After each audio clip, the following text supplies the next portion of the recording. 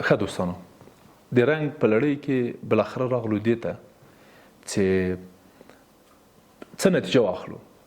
بحثونه کته پورته سوله، کلتور او فرهنګ، تجربې، پوهه، شخصیت ډېر ښکېل سه، تمایلات شخصي، تمایلات جنسي، تمایلات د نر او د ښځې دا ډېر پکې راغله ولاړل. په ټوله کې موږ څه پایله اخلو؟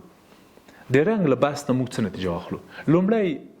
لومړی پایله او نتیجه دا ده دوستانو چې رنګ اغېز کوي. دې کې شک او شبه نشته.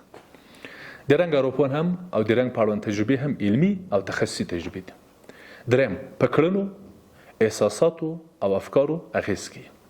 رنګ په هوساینه او صلابت اغېز کوي او کومک ورسره کوي.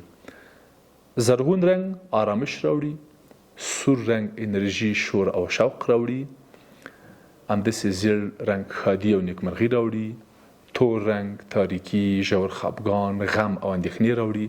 خو پخوا کې کلچر، فرهنګ، تجربه او درک کوم رنګ موږ ته څنګه را زده کول سوی، څه مفهوم ترې اخلو، هغه بیا یو بېل بحث ده. خو په پایله کې ویلی سو، په ټوله کې ویلی سم چې موږ باید په یاد ولرو چې هر فرد له هر رنګ سره خپل تعامل لري او ښه ده چې دغه تعامل او دغه راس او درس ورسره زده کړي او ښه ګټوره او مفیده استفاده ترې وکړي.